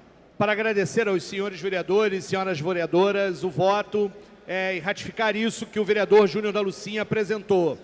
Essa foi a melhor forma, a forma republicana, para que a gente pudesse resolver essa situação e retornar ao fato da Comissão da Mulher ser constituída apenas por vereadoras, e com isso o Babá foi para esta comissão e certamente já acordado com a bancada do PSOL de que ele atuará pelo bem da cidade e não utilizará de manobras regimentais para travar o processo legislativo, apenas das suas prerrogativas de parecer na comissão, conforme já conversado entre nós. Muito obrigado, agradecendo a todos que votaram em nome da bancada do PSOL. Pela ordem. Pela ordem, vereador professor Rogério Rocal. Senhor presidente, senhoras e senhores vereadores, é só para lembrar que amanhã, das 10 às 12 horas, aqui na sala das comissões, acontecerá a 4ª reunião do grupo de trabalho, composto pela Secretaria Municipal da Casa Civil, representantes da Casa Civil, representantes da Comissão de Educação aqui da Casa, Secretaria Municipal de Educação, Instituto Helena Tipoff, Comissão dos Direitos da Pessoa com Deficiência e representantes da sociedade civil para a discussão do projeto 593/2017, que dispõe sobre as políticas de educação especial na perspectiva da educação inclusiva para alunos com deficiências e altas habilidades, superdotação da rede pública do Sistema Municipal de Ensino da cidade do Rio de Janeiro. Então, estão todos convidados, amanhã, 10 horas, aqui na sala das comissões. Muito obrigado. Vereador Fernando Willian quer falar pela ordem? Não.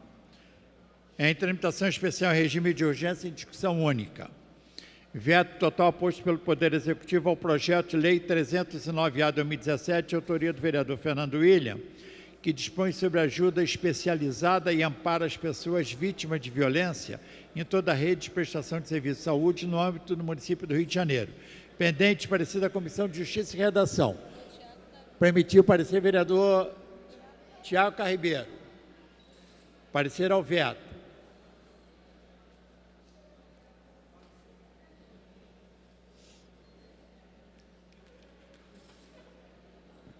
Pela rejeição, veto. Parecer pela rejeição ao veto. Em discussão. Não havendo que queira discutir, encerrada a discussão, em votação. Para encaminhar a votação, vereador Fernando William. Senhor presidente, senhores vereadores, na verdade trata-se de um projeto de lei que dispõe sobre ajuda especializada e amparo a pessoas vítimas de violência em toda a rede de prestação de serviço no âmbito do município do Rio de Janeiro. Na verdade, esse projeto me foi solicitado por uma jovem moradora da comunidade da Nova Holanda, na Maré, que apresentava um problema de doença sexualmente transmissível grave e que não havia se disposto a iniciar o tratamento, porque, como todos nós sabemos, o tratamento é referenciado à clínica da família responsável pelo início do tratamento. Era próximo de sua casa, todos os trabalhadores daquela clínica praticamente sabiam quem era ela, e ela absolutamente constrangida de ser tratada num ambiente que todos saberiam qual era o problema que ela tinha. E eu acho que é um direito inerente ao ser humano ter a oportunidade, diante de uma situação grave como essa, ter a oportunidade de ser tratada aonde ela escolher ser tratada, para preservar a sua intimidade, preservar, enfim, que se reconheça a sua doença e que, enfim, fruto do preconceito que se tem contra algumas doenças, acabem colocando ela nessa situação. Então, peço a todos os meus colegas que, por favor, rejeitem o veto. Não há nenhum motivo de ordem jurídica, nem de ordem de mérito. Esse argumento utilizado permanentemente pela Prefeitura de que o processo de decisões administrativas compete exclusivamente ao prefeito, anula, né, o papel da Câmara. Eu acho que não é isso que nós, vereadores, entendemos e queremos. Nesse sentido, peço que, por favor, rejeitem o veto. Muito obrigado a todos. Pela ordem. Está em votação. A matéria exige discórdia de maioria absoluta, votação nominal. Como voto, senhores vereadores.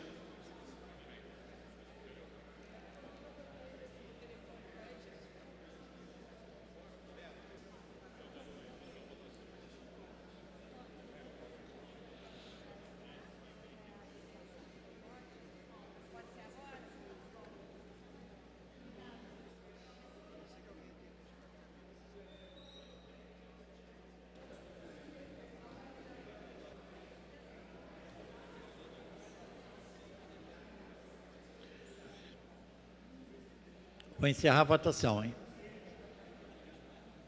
Todos votaram?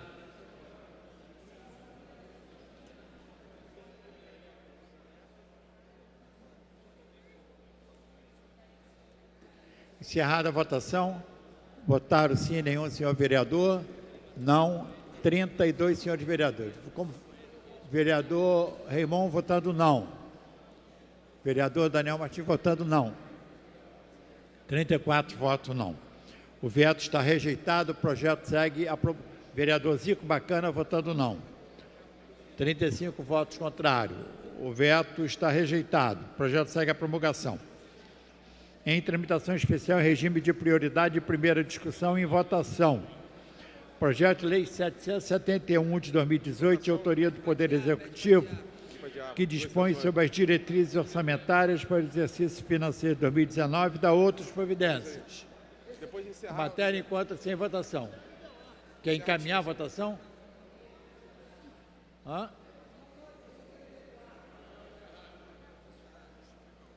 Em votação. Senhores vereadores que aprovam, permaneçam como estão. Aprovado. Voltará em segunda discussão em primeira sessão. Passa a matéria seguinte, em tramitação especial em regime de prioridade em primeira discussão, projeto de decreto legislativo 104/2018, autoria da Comissão de Finanças, Orçamento e Fiscalização Financeira, que aprova com as determinações e as recomendações propostas as contas do governo da Prefeitura do município do Rio de Janeiro relativo ao exercício 2016. Em discussão. Tem para discutir o vereador Paulo Pinheiro. Pela ordem, vereador doutor Jairim.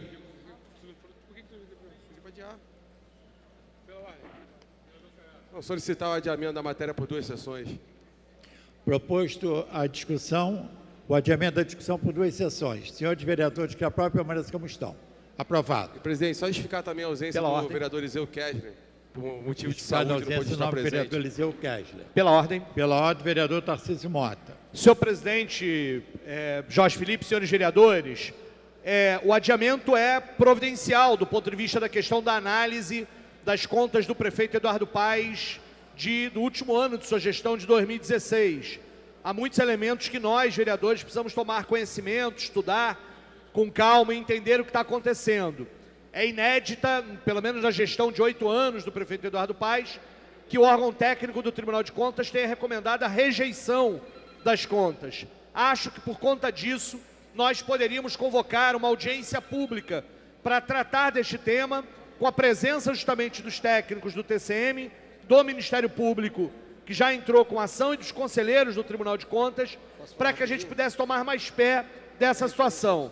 Então fica aqui a sugestão da convocação de uma audiência pública, para que a gente possa aprofundar um pouco mais sobre este tema. Foi adiado por 2 sessões, mas se nós convocássemos a audiência pública, certamente poderíamos marcar a votação só para depois dessa audiência pública. Pela ordem, vereador Paulo Pinheiro. Pela ordem. Para acrescentar o que o vereador Tarcísio colocou, esse pedido queríamos fazer à Comissão de Finanças, que pudesse marcar uma audiência pública, especificamente com o TCM e com os membros do Ministério Público que entraram com uma ação, para que nós pudéssemos discutir um pouco mais o que consta da ação e o que consta do voto dos conselheiros do Tribunal de Contas em relação à aprovação de contas do prefeito Eduardo Paes. O pedido fica se a Comissão de Finanças poderia marcar uma audiência pública com esse sentido. Pela ordem, vereador Marcelo Ará. Rapidamente deixar registrado meus agradecimentos ao secretário de Transportes Diógenes.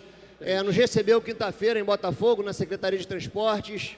Eu e os representantes do FETranscarga, que é a Federação de Transporte de Carga do Estado, o Sérgio Viana, o Sindicarga também, representado pelo Dr. Paulo Pachu, a ABECOM, representado pelo Dr. Rodrigo Bandeira, e o SEBRAE, pelo professor Roberto.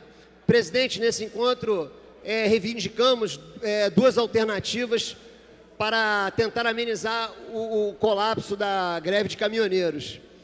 O primeiro é a desobstrução das obras da Avenida Brasil, que tem causado muitos transtornos, e o outro, agradeço novamente ao secretário e, claro, ao prefeito Marcelo Crivella, que durante 15 dias o fim da proibição, da restrição dos transportes de carga de 7 às 10 da manhã e de 5 às 8 da noite. Expliquei ao prefeito, ao secretário, uma reivindicação mais do que justa. Precisamos o quanto antes normalizar esse caos aqui no Rio de Janeiro, dando prioridade, é claro, ao transporte de medicamentos, alimentos e combustível. Super importante essa afinidade, esse link do Legislativo com o Executivo. Obrigado, secretário Diógenes, obrigado, prefeito Marcelo Crivella, por nos atender de prontidão. O decreto saiu hoje e já está em vigor durante 20 dias o cancelamento da restrição dos transportes de carga aqui no município do Rio de Janeiro. Obrigado, presidente. Passa a matéria seguinte. Em tramitação ordinária, em segunda discussão e votação, projeto de lei número 297/2017, autoria do vereador Chiquinho Brazão, que determina a instalação de câmeras de monitoramento para registro de imagens em todas as creches e nas áreas nesta lei especificada. A matéria, enquanto sem votação, exige quórum de maioria absoluta. Votação nominal. Votação liberada.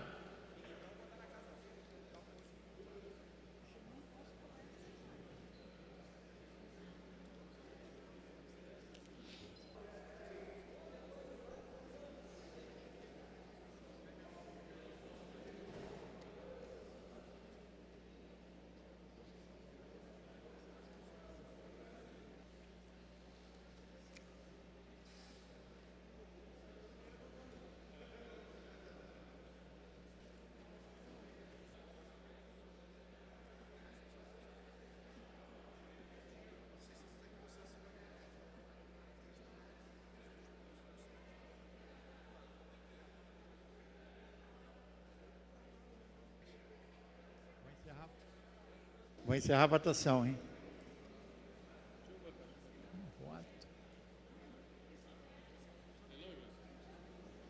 Encerrada a votação.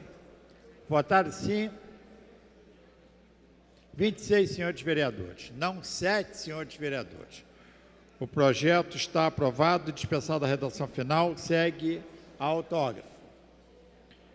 Em tramitação ordinária, em segunda discussão, projeto de emenda à lei orgânica, número... Qual? Projeto de emenda à lei orgânica número 13, 2017, autoria do vereador professor Célio Parelli, que altera o inciso 4º, artigo 177 da lei orgânica do município do Rio de Janeiro, dispondo sobre o pagamento do 10º... desculpa, esse projeto encontra-se adiado. Passa ao próximo. Em tramitação ordinária, em segunda discussão, projeto de lei complementar 51 de 2017, de autoria do vereador César Maia, que altera o dispositivo da lei complementar 87 de 2007, que autoriza a adoção de parâmetros especiais para a construção do Hospital Pediátrico de Cardiologia em Botafogo, quarta RA e da outra providência. O projeto recebeu emendas de 1 e 2 de autoria das comissões.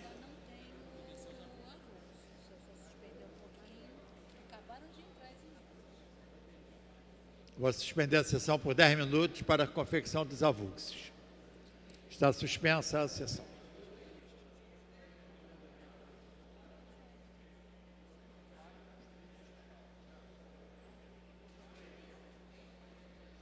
Está reaberta a sessão.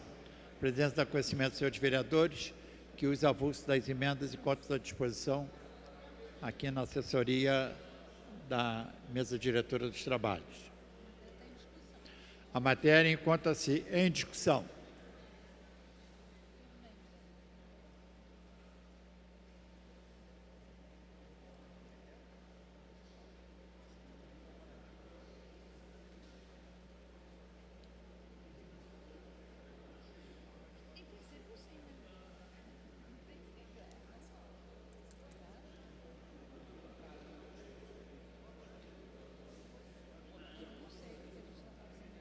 A matéria está em discussão. Alguém queira discutir? Encerrada a discussão. Em votação. Em votação, a presidência propõe a votação em bloco das emendas de 1 e 2. Senhores vereadores que aprovam, permaneçam como estão. Aprovado. Em votação, bloco de emendas 1 e 2. Votação nominal.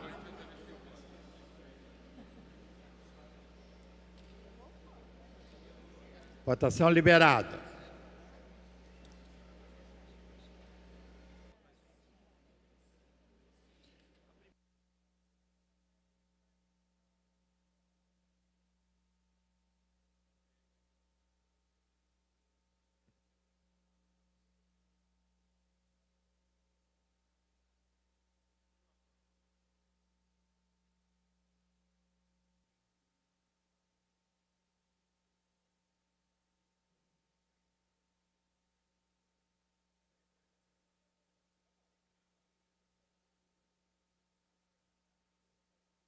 Como voto, senhores vereadores.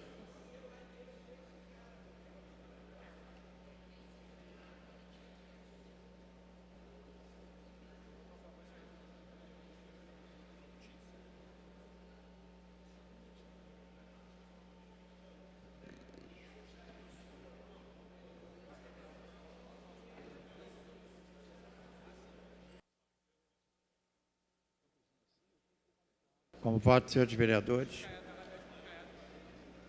Vou encerrar a votação. Encerrada a votação, votaram sim 26 senhores vereadores. Votando sim. Nenhum votou não. Com o voto do vereador Ulisses, sim, 27. O bloco de emendas 1 e 2 está aprovado. Em votação, o projeto assim emendado. Votação nominal. Como voto, senhores vereadores.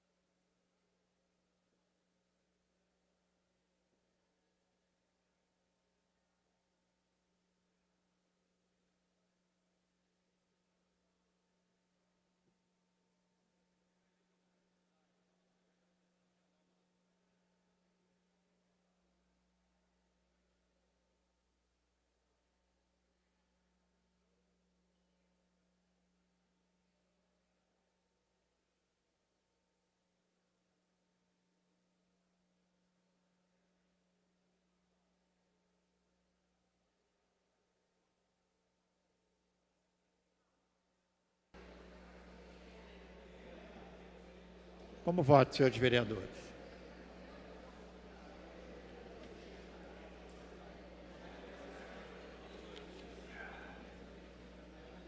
Vou encerrar a votação. Né?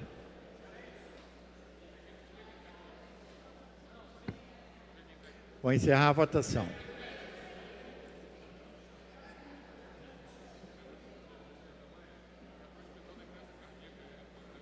Vou encerrar a votação, hein?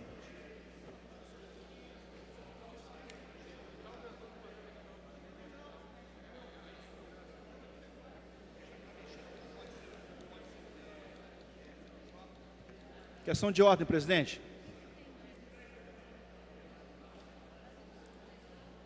Encerrada a votação. Votaram sim 25 senhores vereadores. Não nenhum, não há quórum para deliberar, mas há quórum para prosseguimento dos trabalhos. Pela ordem, presidente. Pela ordem, o vereador Raimon.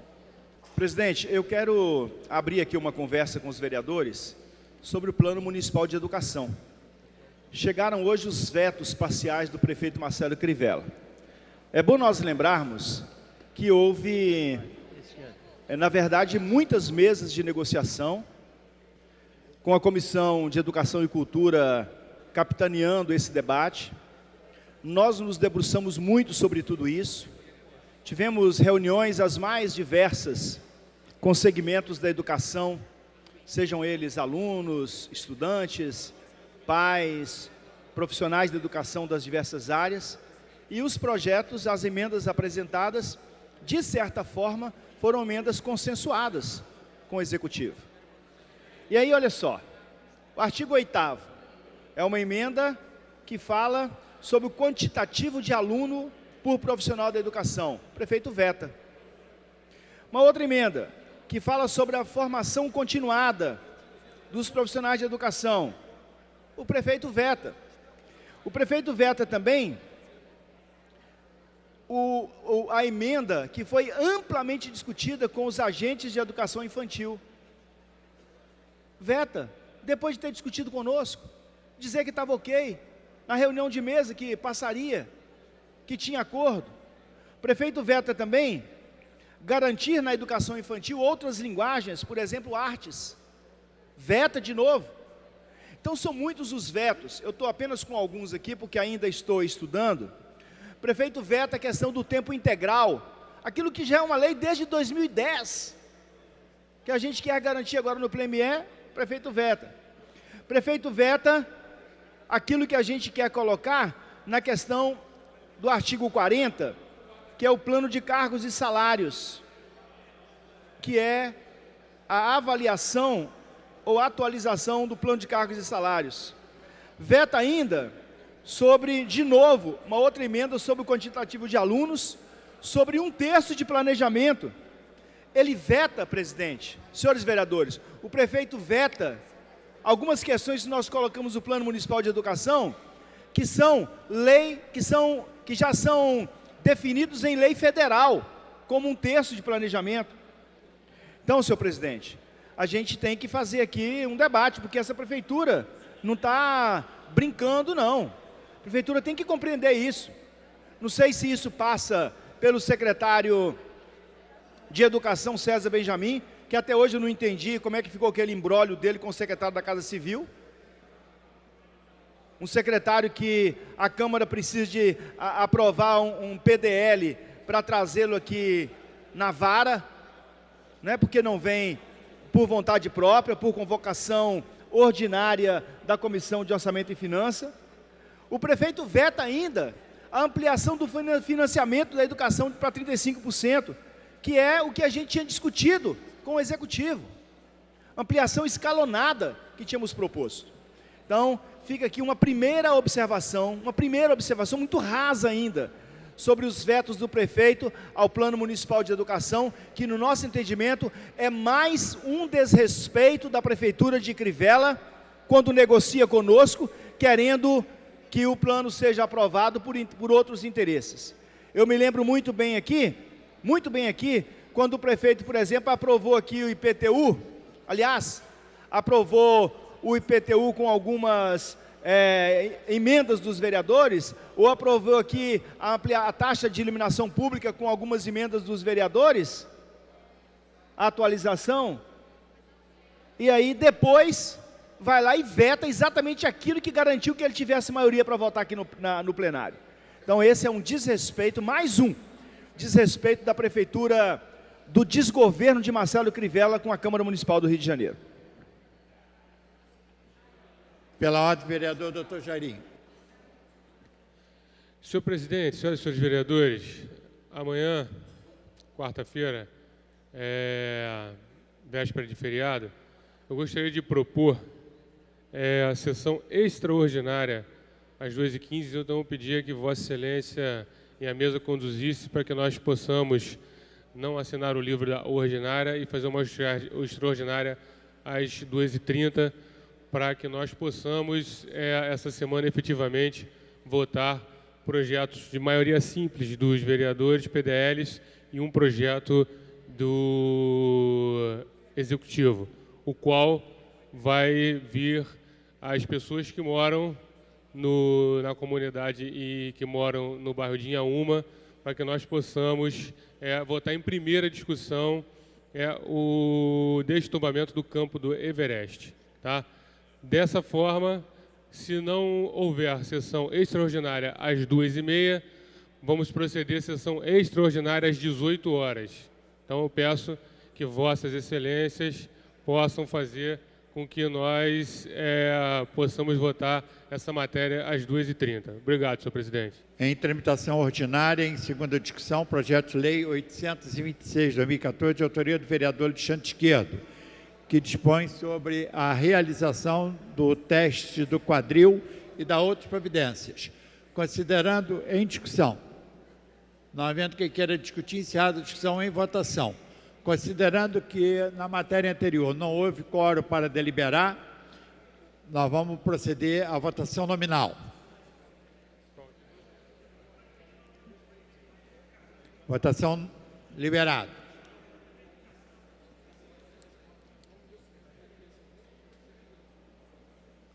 Como voto, senhores vereadores.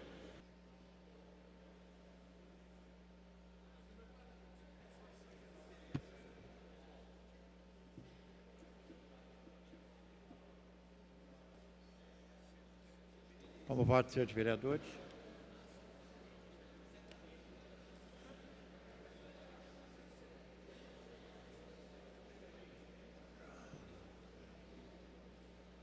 Vou encerrar a votação.